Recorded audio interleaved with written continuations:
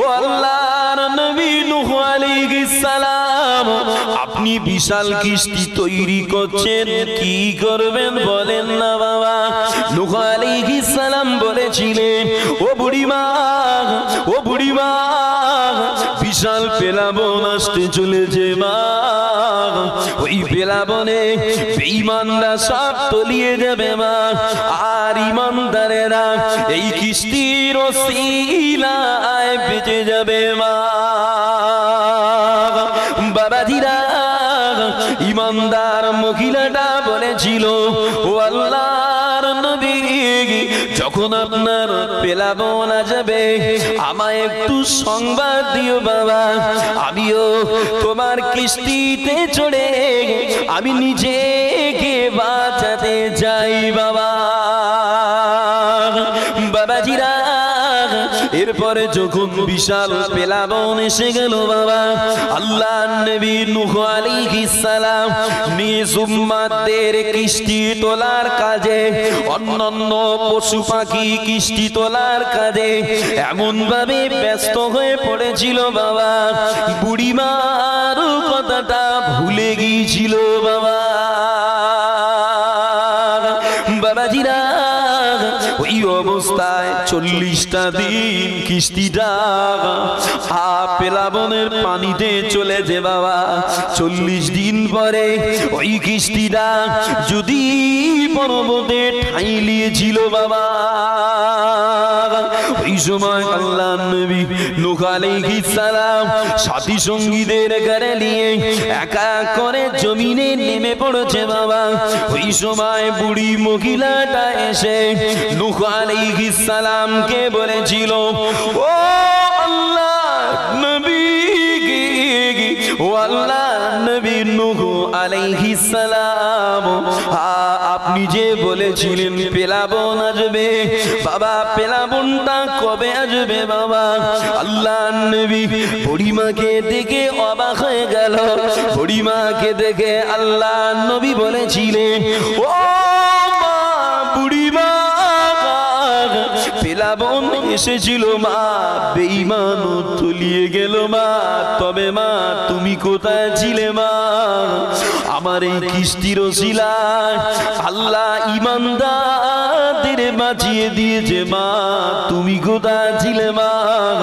বুড়িমা বলেছিল, ও আল্লাহর নবী নূহ আলাইহিস সালাম, যেমন এই কিস্তির ওসিলায় আল্লাহ তোমাদের জানে বাঁচিয়ে দিয়েছে বাবা, ওই রকম দ্বারা আমার কুঁড়ে ঝুপুড়ির ওসিলায় আল্লাহ আমাকে বাঁচিয়ে দিয়েছে বাবা। আল্লাহ তাই জানিয়েছে, নবী পাক তাই বলে, মান তাওয়াক্কালা আলাল্লাহ, যে আল্লাহর উপরে ভরসা করে ফাহুয়া কাফি, তার জন্য আমার আল্লাহ পাক যথেষ্ট হয়ে যায়। একটু বললেন না সুবহানাল্লাহ?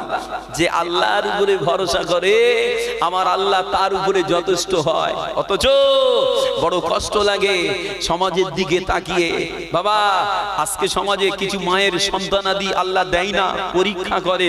এই মায়েরা সন্তান পাওয়ার আশায় শিরকের পথে পা বাড়াতে লেট করে না, মাজারে গিয়ে মানত করছে, কোন মাজারে গিয়ে ব্যারেল ঝুলিয়ে দিচ্ছে বাবা, গিয়ে বলছে হুজুর তুমি আমার বেটা দাও, তুমি চাইলি হবে, এরম করে সব চাচ্ছে বাবা। এসব করা যাবে না, এসব শিরিক শিরিক শিরিক, শিরিক করবে তো জাহান্নামে ঠিকানা করবে বাবা। বড় কষ্ট লাগে।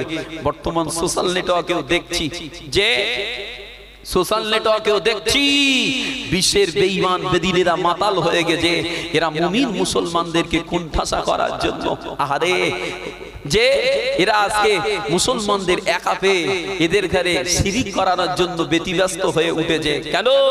এরা জানে মুসলমান আর যা করুক এরা সহজে শিরিকের গুনাহ করে না। কে ঠিক কিনা বলেন? এরা সহজে শিরিক করে না। চলেন একটু মহব্বতে দরুদ শরীফ আল্লাহুম্মা সাল্লি আলা বিজনেরা ও আল্লাহর নবীর দিওয়ানারা, আল্লাহর নবী সাহাবিয়া হযরত জিন্নিরা রাদিয়াল্লাহু আনহা আবু জেহেলের ঘরে দাসী ছিল বাবা। বাবাজিরা, ওই জিন্নিরা রাদিয়াল্লাহু আনহা গোপনে গোপনে গোপনে গোপনে কালেমা শরীফ পড়ে ইসলামকে কবুল করেছিল বাবা। আর এই খবরটা যখন আবু জেহেলের কানে গিয়েছিল বাবা, ওই সময় ও বেঈমান আবু জাহাল, ও বেঈমান আবু জাহাল জিন্নিরা হুজুরকে ডেকে বলেছিল, আমার বাদী জিন্নিরা, এ আমার বাদী জিন্নিরা, আমি খবর পেলাম তুমি নাকি কালেমা শরীফ পড়ে ইসলাম কি কবুল করে নিয়েছো বাবা। বাবাজিরা, আল্লাহ নবী সাবিয়া হযরত জিন্নিরা রাদিয়াল্লাহু আনহা ওই সময় বলিষ্ঠ কণ্ঠে বলেছিল, আয় আমার মনি বাবু জাগাল, আমি কালেমা শরীফ পড়ে ইসলাম কি কবুল করে নিলাম। বাবাজিরা, ওই সময় বেঈমান আবু জাহল সাথী সঙ্গীদের গানে ডেকে ডেকে বলেছিল, ও আমার সাথীরা কি কোথায় আছিস সেদিকে আয়, জিন্নিরা কালেমা পড়ে দিয়েছে, জিন্নিরার ব্যবস্থা করা লাগবে। ওই সময় আবু জেহেল বাগিনীরা আল্লাহ নবী সাবিয়া হযরত জিন্নিরা রাদিয়াল্লাহু আনহাকে এত মার মেরেছিল বাবা, জিন্নিরা রাদিয়াল্লাহু আনহা বয়স্কা মহিলা হওয়ার পরেও বেঈমানদের সব আঘাত সহ্য করেছে বাবা। ও আমার বেঈমানেরা, বেঈমান আবু জাহল যখন দেখে এত মারার পরেও জিন্নিরা কিছু বলে না বাবা, ওই সময় আবু জাহল শক্তপুক্ত একটা কাঠ নিয়ে জিন্নিরা রাদিয়াল্লাহু আনহার মাথার উপরে আঘাত করেছে বাবা। ওই আঘাতের চোটে জিন্নিরা রাদিয়াল্লাহু আনহার চোখের জ্যোতিটা নষ্ট হয়ে গিয়েছে বাবা। ওই সময় আবু জাহল বলেছিল, আয় আমার বাদী জিন্নিরা, আমার বাদী জিন্নিরা, তুই আমাদের দেবতাদের ঘরে ছেড়ে কালেমা পড়ে নিয়েছিস, ইসলাম কবুল করেছিস, এই জন্য মোদের দেবতারা তোর চোখের জ্যোতিটা ছিনিয়ে নিয়েছে রে। বাবাজিরা, বেঈমান আবু জাহল জিন্নিরা হুজুরকে মারল, হুজুরের চোখের জ্যোতিটাও ছিনিয়ে নিয়েছে বাবা। এতে জিন্নিরা হুজুর যত না ব্যথা পেয়েছে বাবা, তার থেকেও বেশি আবু জেহেলের এই কথাটা জিন্নিরা হুজুরকে আঘাত দিয়েছে বাবা। ওই সময় জিন্নিরা রাদিয়াল্লাহু আনহা কোন রকমে দুর্বল হালে হাতড়ে হাতড়ে নিজের কুড়ে হুজুরা শরীফটায় গিয়ে আল্লাহর দরবারে হাত তুলে দোয়া করেছিলেন, ও রব্বি আল্লাহ পাক, ও রব্বি আল্লাহ পাক, এই জিন্নিরা যখন কিছু ছিল না তখন আপনি তৈরি করেছেন আল্লাহ, জিন্নিরা চোখের জ্যোতিটা দান করেছিলেন আল্লাহ, এখন আমার চোখের জ্যোতি ছিনিয়ে নিয়েছে আল্লাহ, আমার চোখের জ্যোতি দুবারা ফিরিয়ে দেন, যাতে করে বেঈমানদের মিথ্যা দাবির কাছে আপনার একত্ববাদের জয় হয়ে যায়। আমার ভাইজানেরা, জিন্নিরা রাদিয়াল্লাহু আনহার দোয়া সেদিনের চেহারায় বুলাতে না বুলাতে আমার আল্লাহ পাক জিন্নিরা হুজুরের চোখের জ্যোতিটা ফিরিয়ে দিয়েছে বাবা। হুজুর জানে বেঈমানরা মেরে মেরে চাইলেও মেরে দিতে পারে, বেঈমানেরা চাইলে মেরে মেরে মেরেও দিতে পারে। এরপরেও জিন্নিরা রাদিয়াল্লাহু আনহা শিরকের পথে পা বাড়ায় না। শুধু জিন্নিরা হুজুর না বাবা, বরং আল্লাহর নবী, দয়ার নবী, যত সাহাবা সাহাবিয়া আছে সবাই ইসলামের জন্য কষ্ট করেছে, সবর করেছে।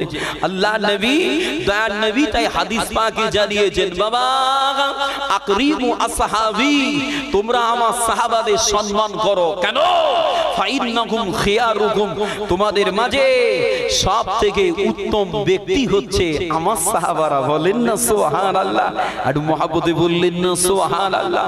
বাবাজিরা, আল্লাহর নবী আরো বলে আসহাবি গান্নুজুম, বাবা আমার সাহাবারা এক একটা আকাশের নক্ষত্র। বাবা তোমরা যদি আমার কোন সাহাবাকে পাও, তাদের যদি তাবে হও, তাদের যদি ইত্তেবা করো, আমি নবী বলি তোমরা হেদায়েত পেয়ে যাবে। বলেন না সুবহানাল্লাহ।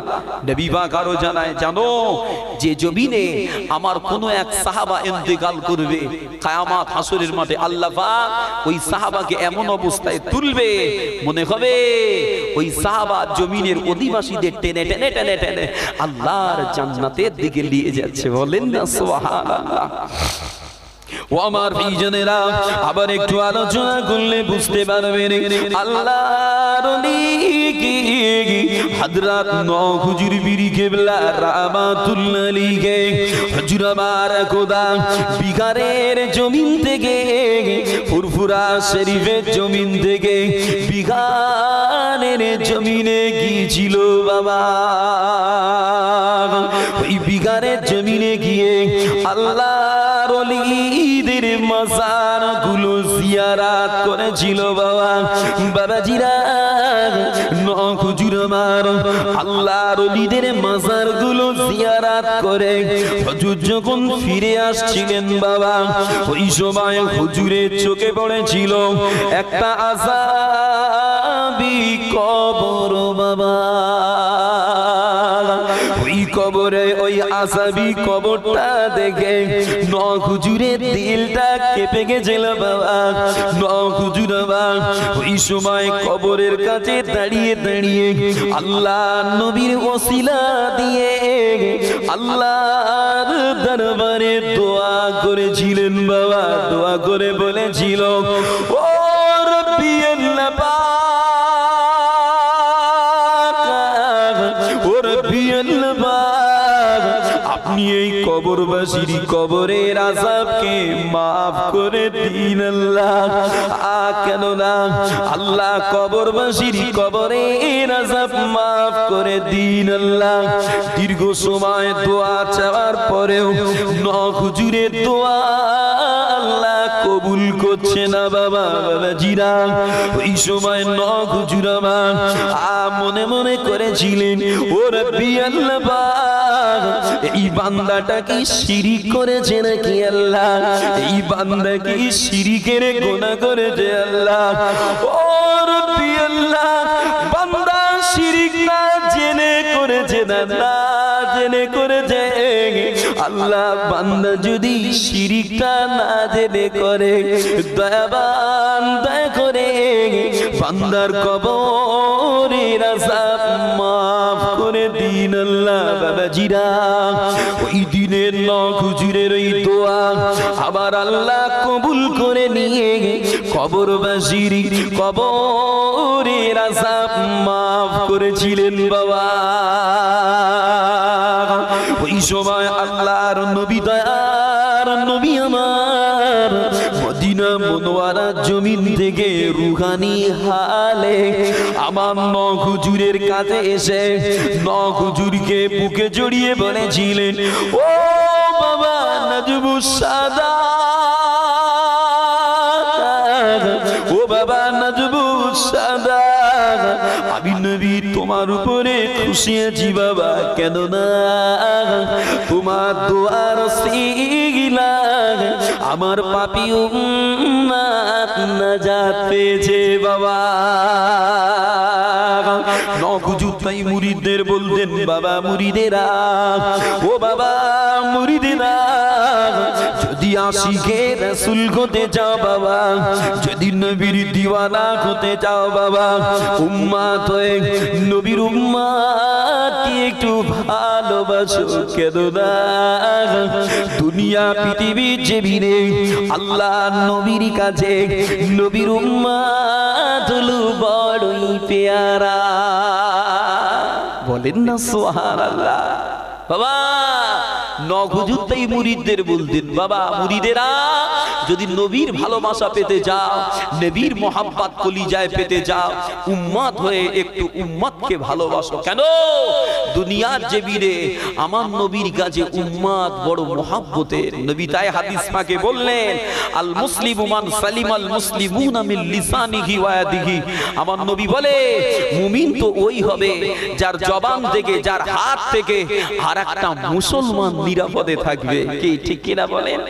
যে অথচ আজকে সমাজে একজন মুসলমান আর একজন মুসলমান থেকে নিরাপদে নেই। যে মুসলমান মুসলমানের ভালো দেখে সহ্য করতে পারে না। কারো ভালো হচ্ছে, কারো ছেলে চাকরি পেয়েছে, কারো ভালো জামাই হয়েছে, আহা পাড়ার আর কিছু মানুষ সহ্য করতে পারে না, ওর ভালো হবে কেন? এটা কি? এটা বান্দার জীবনে হিংসা, হিংসা, হিংসা। আল্লাহর নবী বলে, বাবা হিংসা করবে না। কেন? নবী পাক বলে, আল হাসাদু ইয়াকুলুল হাসানাতি কামা তাকুলুন নারুল হাতাব।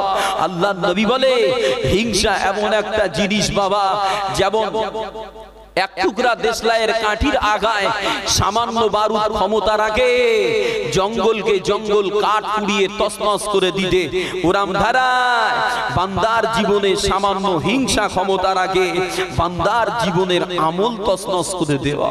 ওই জন্য মানুষের উপরে হিংসা করেন না, হিংসা করেন না।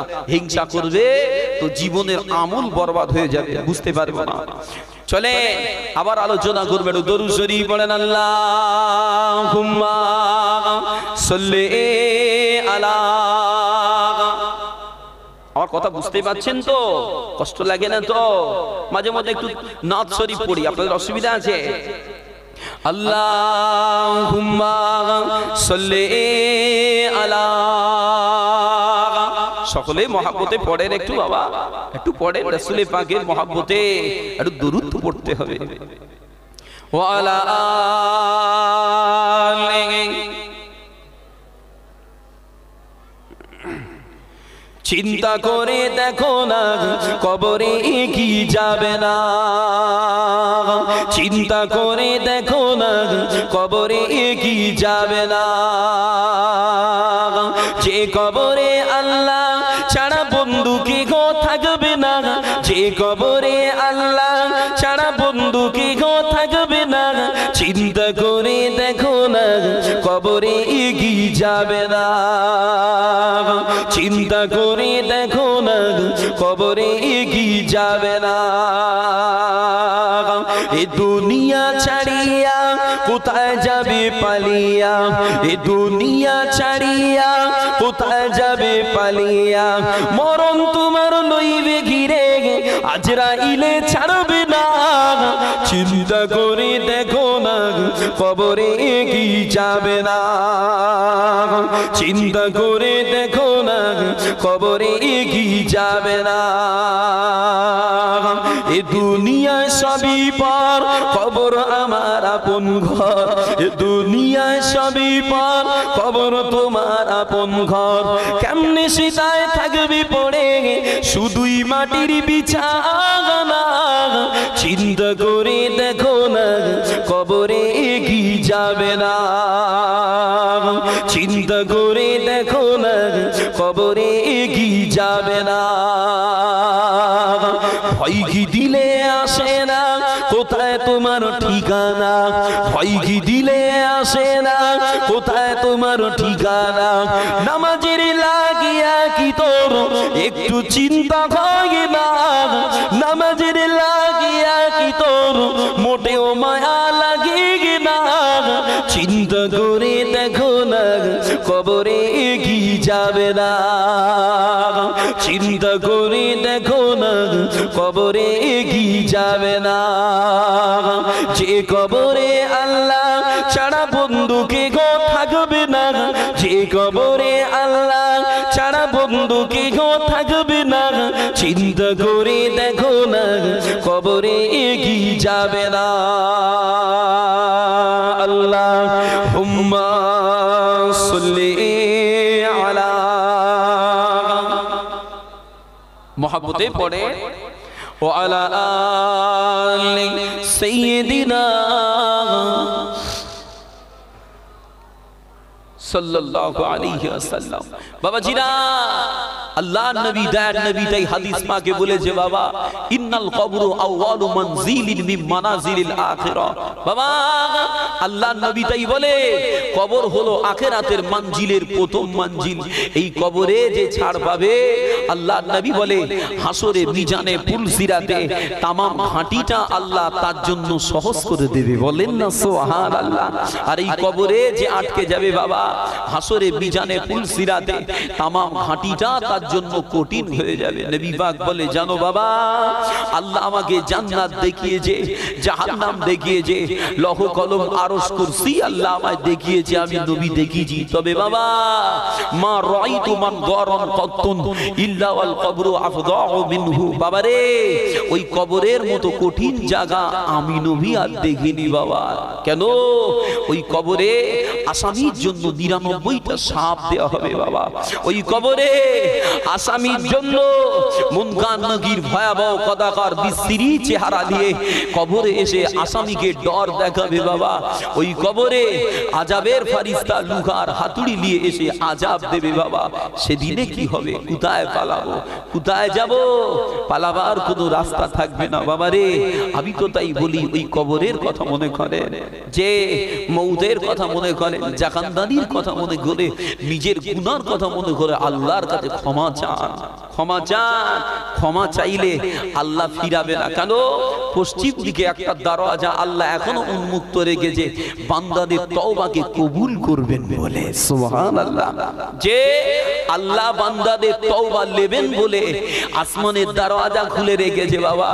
আর আমরা হতভাগা, তওবা করতে পারিনি। তওবা আল্লাহ নেবে বলে আল্লাহ রাস্তা রেখেছে, আর আমরা আল্লাহ থেকে ঘুরে শয়তানের রাস্তায় খুশি হচ্ছি বাবা। জানো না, যারা তওবা করেছে তারা ক্ষমা পেয়েছে। আল্লাহর বান্দা বিশরে হাফি বিশাল মত পান করত বাবা, তওবা করেছে, আল্লাহর কাছে ক্ষমা চেয়েছে, আমার আল্লাহ তার তওবা কবুল করে তাকে ওলি করে দিয়েছে। বলেন না সুবহানাল্লাহ। ওই বাগদাদের জঙ্গলে আল্লাহর বান্দা ফুজাইল বিন আয়াস ডাকাতি করত বাবা। ডাকাতের নেতৃত্ব দিত যে একদিন এক হাফেজে কোরআন ওই রাস্তা দিয়ে যাচ্ছে, আর ডাকাতের ভয়ে আল্লাহর কোরআন পড়ছে। কোরআন পড়তে পড়তে কোরআনের একটা আয়াত ফুজাইলের কানে পড়েছিল। কি মর্ম? না, এখনো কি বান্দাদের সময় আসে না? এখনো কি সময় আসে না আল্লাহর ডর দিয়ে নিজেদের জীবনটাকে পরিবর্তন করার? এই আওয়াজ কানে পড়েছে। ফুজাইল বিন আয়াজ হুজুরের দিল ফেটে চোখ ফেটে কান্না করতে করতে তওবার করে তওবার ভিতর দিয়ে আল্লাহর ওলিদের দ্বারস্থ হয়ে আল্লাহ ওয়ালা হয়ে গেছে। বলেন না সুবহানাল্লাহ। বাবা, বনি ইসরাইলদের জামানায় 99টা খুনের আসামিকে আল্লাহ তওবা দিয়েছে। আমরা কেউ খুন করিনি, মার্ডার করিনি। আমার বিশ্বাস আমরাও যদি তওবা করি আল্লাহ আমার আপনার তওবাকে কবুল করবেন ইনশাআল্লাহ। ও আমার ভাইজানেরা, ও আল্লাহর নবীর দিওয়ানারা, আল্লাহর আরেক বান্দা হাবিবে আজবি, উনিও তওবা করেছিল বাবা। ওই হাবিবে আজবি মস্ত বড় সুদের ব্যবসায়ী ছিল বাবা। এত কঠিন সুদের ব্যবসা করত। তাকবীর, নারে তাকবীর, নারে তাকবীর। সিলসিলায়ে খাক ফুরফুরা শরীফ, সিলসিলায়ে খাক ফুরফুরা শরীফ, আওলাদে মুজাদ্দেদে জামান, আমার দাদা পীরের হক সিলসিলা, নারে তাকবীর। আলহামদুলিল্লাহ ভাইজান এসেছেন, ইনশাআল্লাহ তাআলা কম বেশি 10:30টার দিকে আপনাদের ঘরে আসবে, অসুবিধা নেই। ও আমার ভাইজানেরা, আল্লাহর বান্দা হাবিবে আজম আজমি এত কঠিন সুদের ব্যবসাদার ছিল বাবা। একদিন সুদের টাকা আদায় করতে গিয়ে বাড়িতে যদি টাকা পয়সা না পাওয়া যেত, তার বাড়ি থেকে মালামাল নিয়ে চলে আসতো বাবা। বাবাজিরা, আল্লাহর বান্দা হাবিবে আজমি একদিন একজনের বাড়িতে টাকা আদায় করতে গিয়ে তার বাড়িতে টাকা পয়সা না পেয়ে তার বাড়িতে থাকা একটা ছাগলের মাথা নিয়ে চলে এসেছিল বাবা। আর ওই ছাগলের মাথাটা নিয়ে হাবিবে আজমি বিবিকে বলেছিল, ও আমার বিবি জান, ও আমার বিবি জান, এই মাথাটা ভালো করে রান্না করো। কথা মতো বিবিতা করেছিল বাবা। এরপরে খেতে বসার সময় একজন ভিখারি এসে আল্লাহর বান্দা হাবিবে আজমিকে বলেছিল, ও আল্লাহর বান্দা, ও আল্লাহর বান্দা, আজ কটা দিন মোর খাওয়া হয় না বাবা, আল্লাহর রাস্তে আমায় কিছু খেতে দাও না রে ভাই।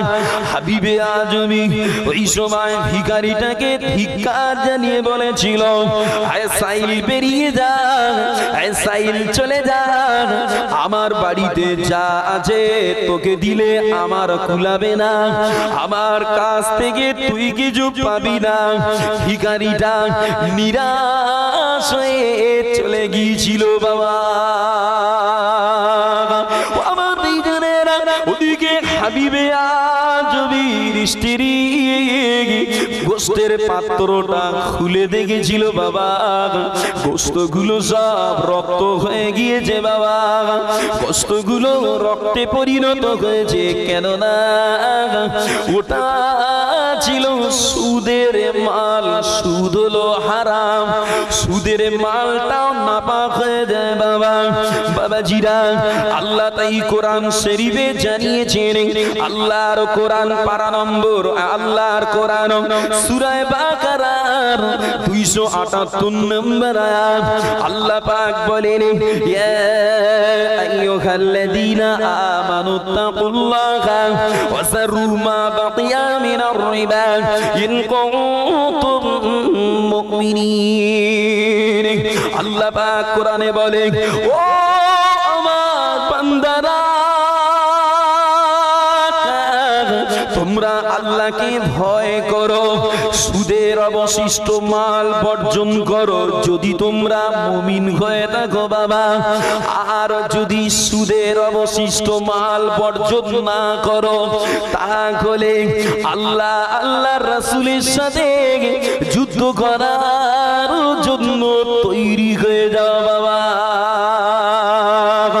বাবাজিরা, আল্লাহর বান্দা ওই সময় বাবাজিরা, আল্লাহর নবী তার নবীতে হাদিস পাকে জানিয়েছেন, আর রিবা সাবউনা হুবান, আর রিবা সাবউনা হুবান। আল্লাহর নবী বলে, সুদের মধ্যে 70 রকমের পাপ আছে বাবা, তবে সব থেকে নিম্ন পর্যায়ের পাপ হলো নিজের মায়ের সাথে 36 বার জিনা করার গুনাহ। সুদ খাবে তো নিজের মায়ের সাথে 36 বার জিনা করলে যে গুনাহ হয়, অতটা গুনাহ সুদখোরের আমলনামায় আল্লাহ দেবে। নবীটাই বলছে সুদ খাবে না বাবা। এখানেই শেষ না, আল্লাহর নবী আরো জানিয়েছেন, তাফসীরের কিতাবে পেয়েছি বাবা, যারা দুনিয়ায় সুদ খায়, হারাম খায়, এই হারামখোর সুদখোর দিগকে আমার আল্লাহ কিয়ামত হাসরের মাঠে মুখটাকে শুকরের মতো করে তুলবে। বডিটা হবে মানুষের, মুখটা হবে শুকরের, যে দেখলেই বোঝা যাবে এই সেই সুদখোর। তবে বাবা একটা জিনিস খেয়াল করে দেখবেন, যারা সুদ খেয়ে বাবা একেবারে একেবারে টাকরায় যে নলিতে শ্যাদলা ফেলে দিয়েছে বাবা, এরম কিছু সুদখোর দেখবেন এরা কবে মরবে তারপর সোর হবে না না না। দুনিয়ার জমিনে সুদ খেয়ে গিয়ে হারাম খেয়ে গিয়ে মুখটু গুটিয়ে এমনি সোর সোর ভাব আসা শুরু হয়ে গেছে বাবা। সুদখোরের চেহারা সৌন্দর্য আল্লাহ ছিনিয়ে নেয়, রাখে না। যারা সুদখোর হবে দেখবেন এদের চেহারা সৌন্দর্য আল্লাহ কেড়ে নিয়েছে। ও আমার ভাইজানেরা, যে কথা আলোচনা করছিলাম বাবা, ওদিকে হাবিবে আজমির স্ত্রী গোস্তের অবস্থা খানা দেখে হাবিবে আজমিকে ডেকে বলেছিল, ও আমার স্বামী একটু এদিকে আসেন না, কি অবস্থা দেখেন না স্বামী। হাবিবে আজমি ওই সময় গিয়ে দেখেছিল গোস্তগুলো সব রক্তে পরিণত হয়ে গিয়েছে বাবা। বাবাজিরা, হাবিবে আজমি ওই সময় বিবিকে বলেছিল, ও আমার বিবি জান, ও আমার বিবি জান, আমি সুদ খাবো না রে বিবি, কেন না সুদ হারাম, সুদ কঠিন জিনিস, আমি আর সুদ খাবো না। এরপর হাবিবে আজমি আর নিজের আসল টাকা ফিরিয়ে নেওয়ার জন্য রাস্তায় পাওনাদারের বাড়ি যাওয়ার জন্য নেমে পড়েছে বাবা। ওই দিনে ওই রাস্তায় কিছু বালকেরা খেলা করছিল বাবা। ওই বালকেরা ওই সময় হাবিবে আজমিকে দেখে দেখে বলেছিলেন, ও খেলার সাথী ভাইরা, দূরে সরে যা, দূরে সরে যা। আর শুধু করো হাবিবে আজমি আসছে, এখন যদি ওর শরীরে ধুলাবালি আমাদের গায়ে লেগে যায়, আমরা ওর মতো ঘৃণিত হয়ে যাব, দূরে সরে যাও। বাবাজিরা, হাবিবে আজমি বাচ্চাদের এই কথাটা শুনে পাওনা আদায়ের রাস্তাটা পরিত্যাগ করে তৎকালীন সময়ের আল্লাহর ওলি হযরত হাসান বসরি রাহমাতুল্লাহ আলাইহি হুজুরের দরবারে গিয়ে তওবা খানা করে নিয়েছে বাবা। শুধু তওবা না, তওবায়ে নাসুহা করেছিল বাবা। আর তওবায়ে নাসুহা হলো প্রতিজ্ঞাবদ্ধ হয়ে তওবা করা, যে পাপ করেছি ও পাপ আর করব না, ওই পাপের কথা মনে করে কলিজায় অনুশোচনা হওয়া, আর ভবিষ্যতে ওই পাপ না করার বিষয় আল্লাহর কাছে ওয়াদাবদ্ধ হওয়া বাবা। বাবাজিরা, হাবিবে আজমি এই তওবাটা করে ইনা রাস্তায় নেমে পড়েছে, আবারও ওই রাস্তা দিয়ে আসছে বাবা। তখনও বালকেরা খেলা করছিল বাবা।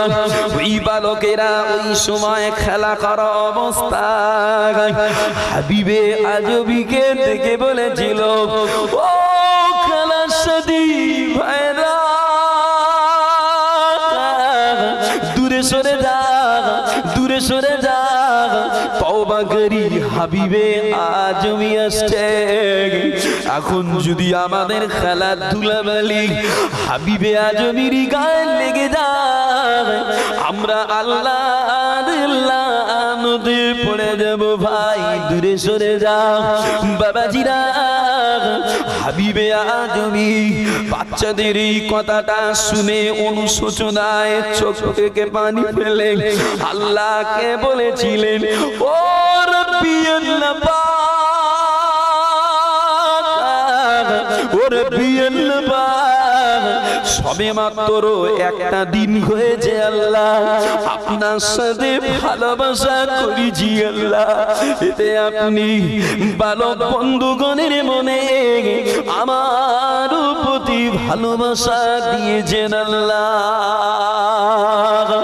বাবাজিরা কিতাবে তাই পাওয়া যায় দুনিয়া পৃথিবীর জমিনে যে বান্দা যত বেশি আল্লাহর ইবাদত করে বাবা, যে বান্দা যত বেশি আল্লাহর জিকির করে বাবা, ও যে বান্দা যত বেশি আল্লাহর কোরআন পড়ে বাবা, ওই বান্দার প্রতি ভালোবাসা অন্য মাখলুকের কলিজায় আল্লাহ তত বেশি বাড়িয়ে দেয়।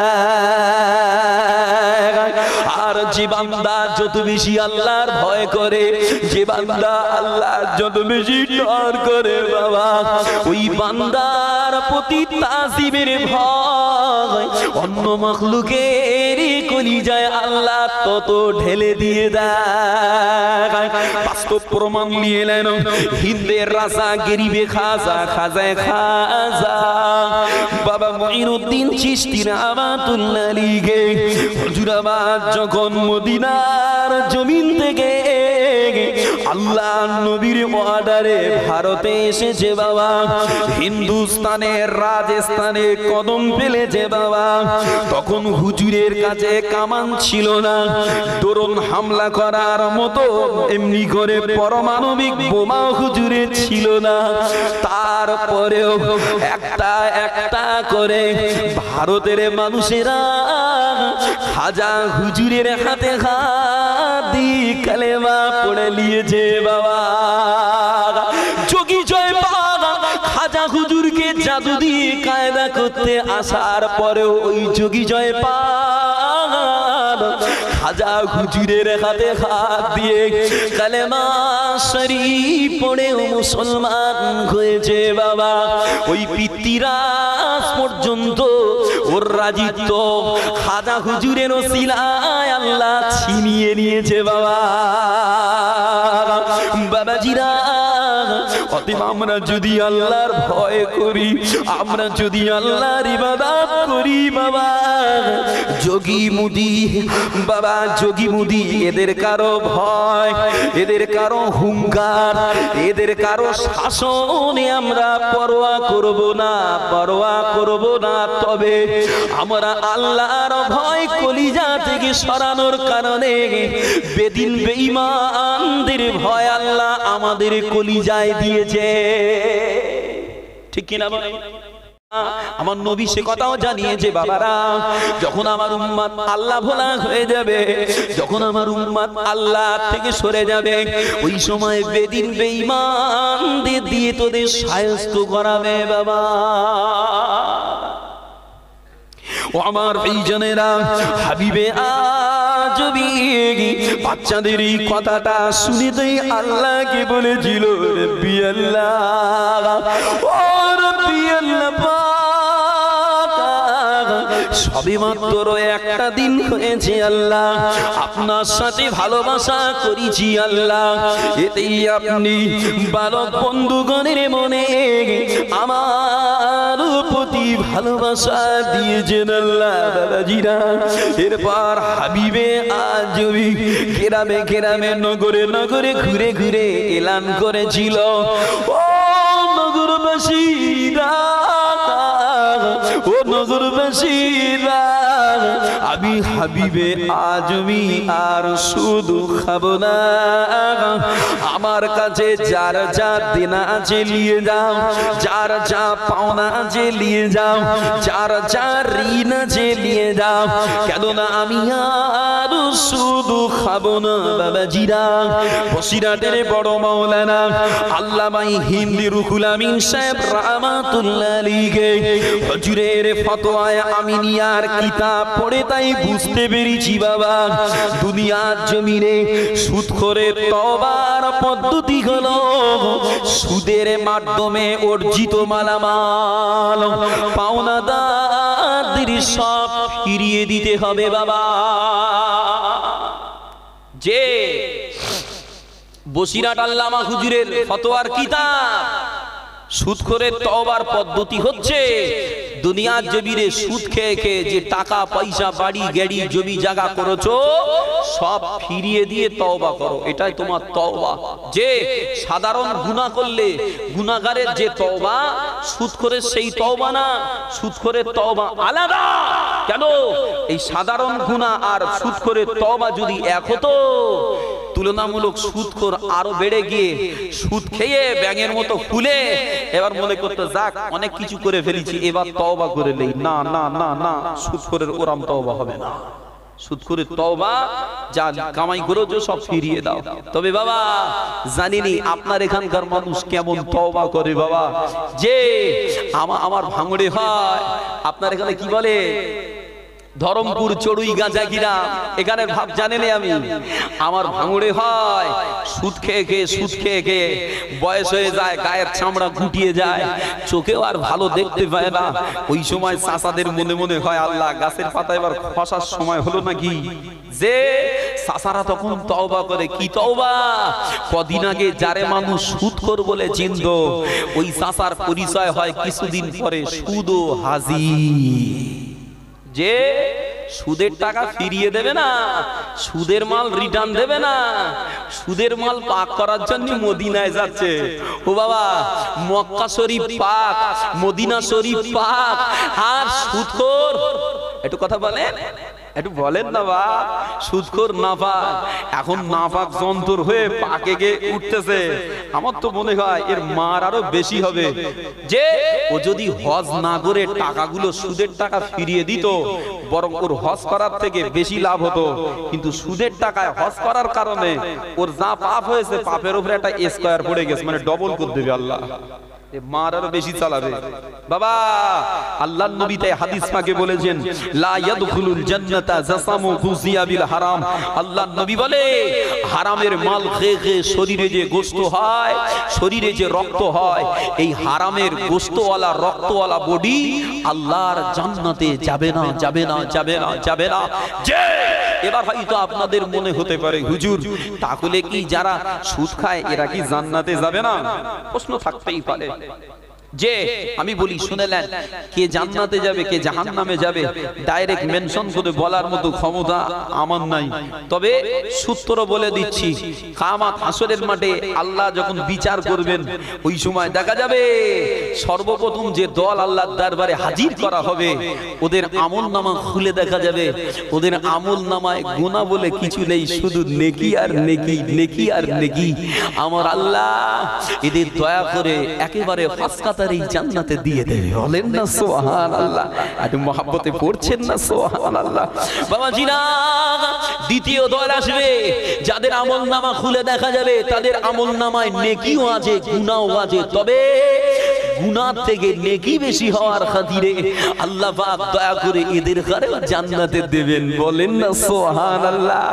আবার একটা দল আসবে যাদের আমলনামায় দেখা যাবে গুনাহও আছে নেকিও আছে, তবে ওদের নেকির থেকে গুনাহ বেশি হওয়ার খাতিরে আল্লাহ পাক ওদের ঘরে ধরে জাহান্নামে দেবে।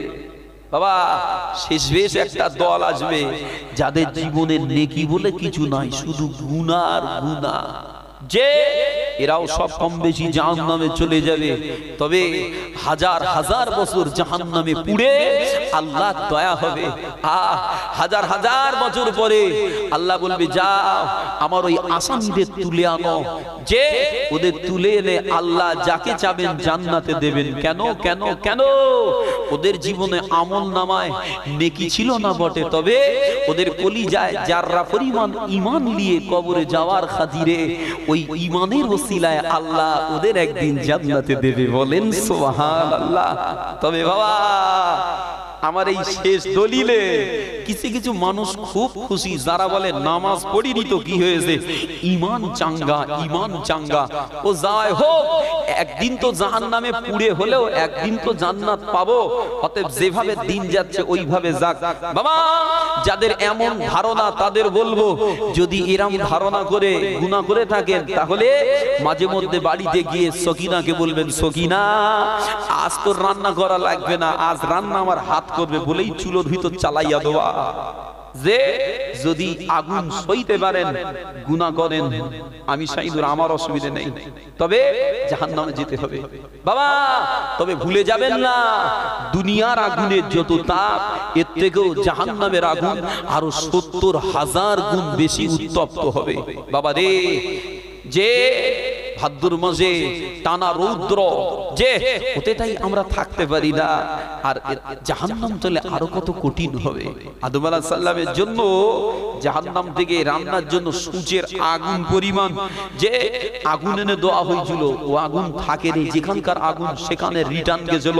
শেষবেশ আল্লাহ দয়া করে পাথরের ভিতরে আগুন দান করেছে, পাথরে পাথরে টুকা মারলে আগুন জ্বলে, ওই আগুনটা মানুষের ব্যবহারের উপযোগী করেছে। জাহান্নামের আগুন এখানে দাঁড়ায়নি। বাবা আল্লাহর ভয় করেন, জাহান্নামের কথা মনে করেন, যেখানে বাঁচানোর কেউ থাকবে না, শুধু আল্লাহ, আল্লাহর দয়া রহমত ছাড়া আর কিছুই সেখানে পাবো না। বাবা যে মহব্বতে দরুদ শরীফ আল্লাহুম্মা সাল্লি আলা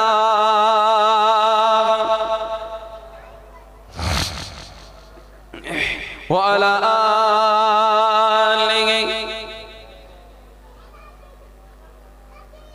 সকলে পড়ছেন তো? পাপের ভারে ঈমান আমার হয়ে গেছে আজ ডুবো ডব, পাপের ভারে ঈমান আমার হয়ে গেছে আজ ডুবো ডব, গুনার পাহাড় আর কত কাল বইব আমি ওগো প্রভু, ওই যে কবরে যাওয়ার আগে, ওই যে কবরে যাওয়ার আগে ক্ষমা করে দিও গো প্রভু, ওই যে কবরে যাওয়ার আগে ক্ষমা করে দিও গো প্রভু, গভীর রাতে আধার ঘরে মনে পড়ে কবরের কথা, গভীর রাতে আধার ঘরে মনে পড়ে কবরের কথা,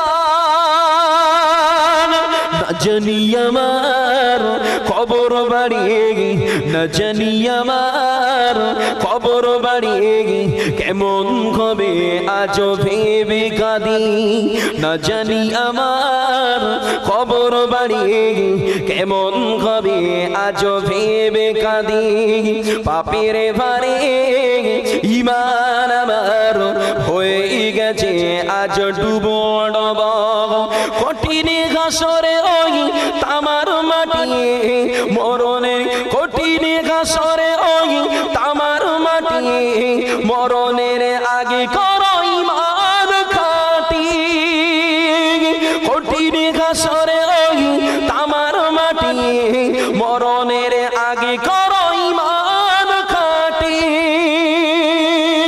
তপ্ত ঘাসরে সূর্যের তাপ, তপ্ত ঘাসরে সূর্যের তাপ পারিব না সহিতে গুণ করো মা, তপ্ত ঘাসরে সূর্যের তাপ পারিব না সহিতে গুণ করো মা, পাপের ভারে ঈমান আমার হয়ে গেছে আজ ডুবো ডব, গুনার পাহাড় আর কত কাল বইব আমি গো প্রভু, ওই যে কবরে যাওয়ার আগে, ওই যে কবরে যাওয়ার আগে ক্ষমা করে দিও গো প্রভু, ওই যে কবরে যাওয়ার আগে ক্ষমা করে দিও গো প্রভু, ডান হাতে পাবো কি আমল নামা, কঠিন ঘাসর ওই বিচার দিনে, ডান হাতে পাবো কি আমল নামা, কঠিন ঘাসর ওই বিচার দিনে, মুসিবতে ভরা ওই ফুলসিরা, মুসিবতে ভরা ওই ফুলসিরা, মনে হলে ভয় লাগে কাঁদি দিনেরা, মুসিবতে ভরা ওই ফুলসিরা, মনে হলে ভয় লাগে কাঁদি দিনেরা, পাপের ভারে ঈমান আমার হয়ে গেছে আজ ডুবো ডব, পাপের ভারে ঈমান আমার হয়ে গেছে আজ ডুবো ডুবো আল্লাহুম্মা সাল্লি আলা মোহাম্মতে পড়ে ওয়া আলা আলি সাইয়্যিদিনা